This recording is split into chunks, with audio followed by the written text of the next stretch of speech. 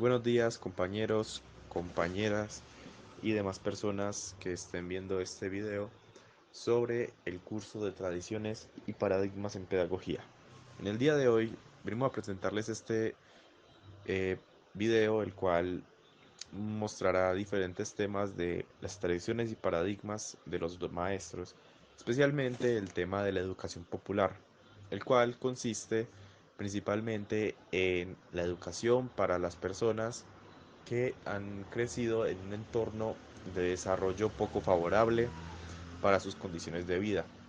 ya sea por un motivo económico o de violencia. A modo de introducción,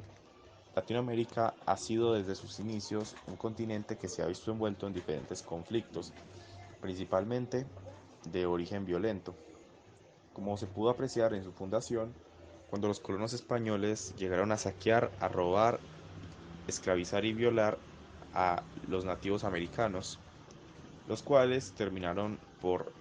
crear una especie de mestizaje, el cual dio origen a una, comillas, raza diferente,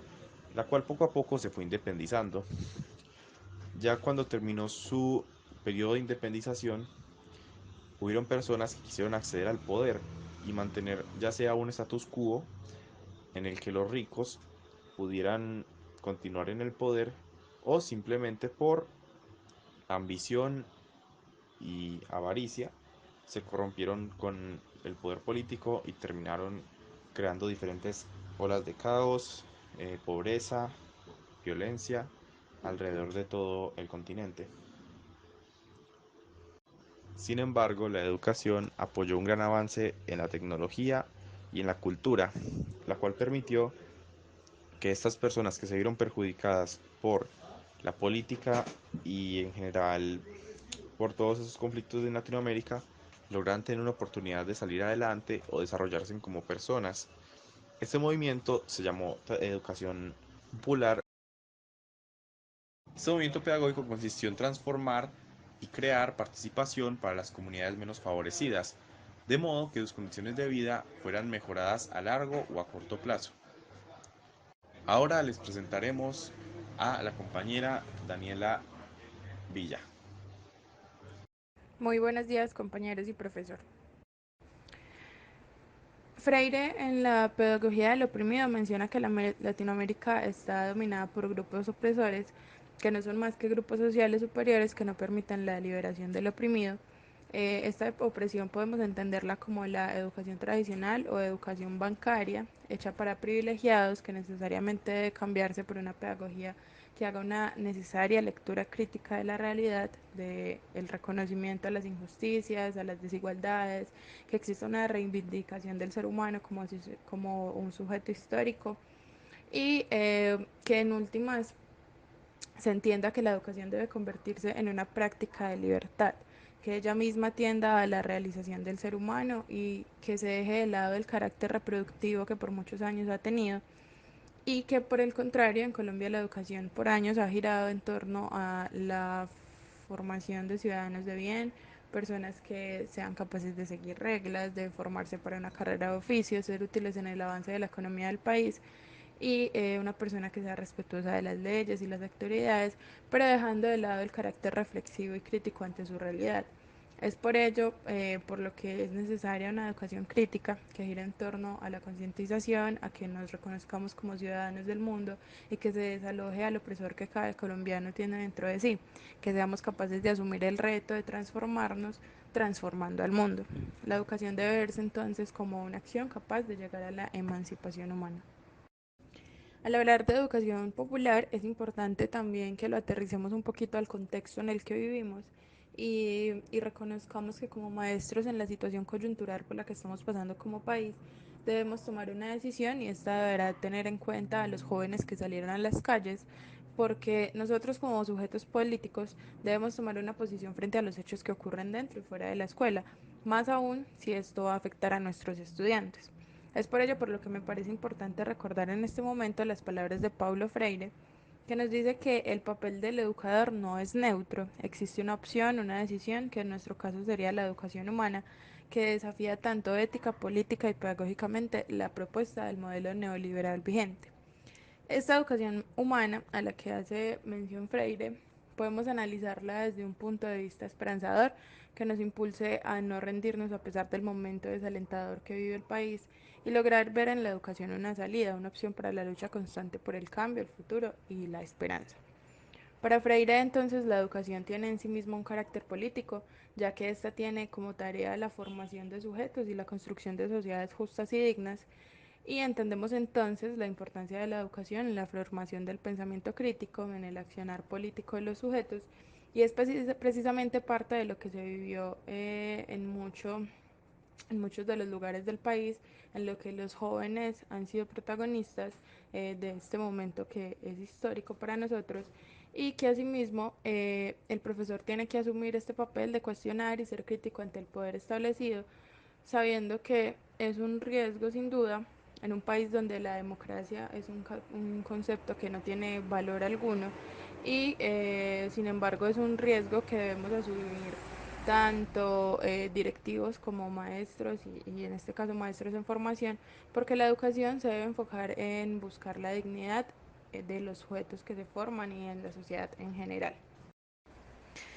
Es por esto por lo que como maestros en formación, entendiendo la realidad de un país como el nuestro, debemos ser conscientes del contexto en el que ejercemos, de interactuar con nuestros estudiantes sin ser ajenos a sus realidades y por el contrario, aprovechar y ver en ellas la oportunidad para generar conciencia y sobre todo conocimientos. La sociedad y la escuela se han vuelto agentes pasivos que muchas veces ven como problemas sociales a los cuales ellos son los llamados a cambiar. Eh, Estos pasan sin ser cuestionados por los mismos. Entonces, un papel fundamental para el maestro debe ser buscar los medios para avivar la participación, educando en valores y buscando alternativas para lograr una comprensión sobre la vida, sobre todos estos hechos que surgen en la cotidianidad y que se deben cuestionar por todo lo que va relacionado con política, economía y el orden establecido en nuestra sociedad. Debemos debatirlo con argumentos y eso solo se puede lograr ayudando a los estudiantes a que tengan una autonomía, a que se pregunten, a que indaguen y analicen sus realidades inmediatas. A continuación presentaremos un video que explica a fondo este tema. Como grupo, le queremos hacer una apuesta a una educación por un pensamiento libre, que llegue al sujeto a la emancipación, que pueda romper los esquemas y contextos tradicionales en los que hemos estado inmersos durante muchísimos años. Además, tenemos en cuenta que pues cuando un paradigma es realmente emancipador, como hablaba Alfonso Torres en la revista de Pedagogía y Saberes, se dice que realmente es emancipador cuando le da entrada a un espacio de inconformismo por el sujeto. O sea, que el alumno que reciba esta educación popular, que es de lo que estamos hablando, realmente se toque, realmente se incomode ante las desigualdades del orden dominante, para poder configurar una sociedad más justa, una sociedad más humanizada. Entonces, en esta línea, esta visión de una educación emancipadora, obviamente ha tenido que enfrentarse a múltiples retos durante muchísimos años, o sea, durante el tiempo que lleva vigente, ya que nace precisamente en una época hostil en la que pues, América Latina estaba sufriendo unos cambios culturales muy fuertes. Entonces ha tenido que lidiar, por ejemplo, con diversas dictaduras, contribuyó a la organización de los sectores populares que han tenido que luchar y seguir luchando para acabar con ese autoritarismo. Entonces, cuando hablamos de educación popular, no solo hablamos de un lado por la pedagogía, sino más bien hablamos de una educación que apunte a liberar al oprimido del opresor. Entonces es una cuestión política y es una cuestión de lucha. Trayendo a colación a Raúl Civechi, que hizo un texto en la revista Pensamiento Popular, él nos comentaba que a raíz de las modificaciones y constantes luchas que ha tenido que pasar la educación popular, todos los sectores han reconocido su importancia. Es decir, al principio solo lo veían como un aspecto político, pero a raíz de todo por lo que ha pasado, ya se ve no solo como un aspecto político, sino que también es como un aspecto social, un aspecto educativo, un aspecto cultural. Entonces es como desde la escuela vamos a formar sujetos pensantes, conscientes de su entorno y que estén dispuestos vivir el proceso para llegar a esa tan anhelada emancipación.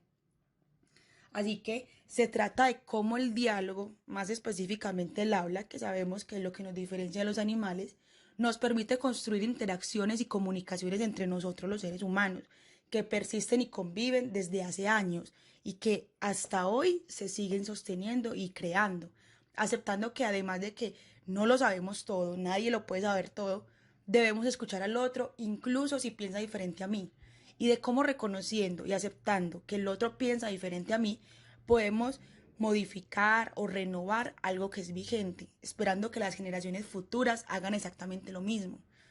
Entonces, explorar lo desconocido e investigando y transmitiendo lo que se ha ido aprendiendo, podemos llegar a hacer una lucha política contra un sistema que aporta las desigualdades de la sociedad y que trata de evitar a toda costa que el pueblo sea educado para que no piense y para que siga por décadas siendo oprimido, vulnerado, sometido. Entonces, en conclusión, las relaciones pedagógicas han hecho de nosotros lo que somos hoy y la educación popular va a aportar a que cada uno como sujeto inicie una lucha intelectual, una lucha política y una lucha social para acabar con ese orden dominante, con ese poder que han tenido los altos.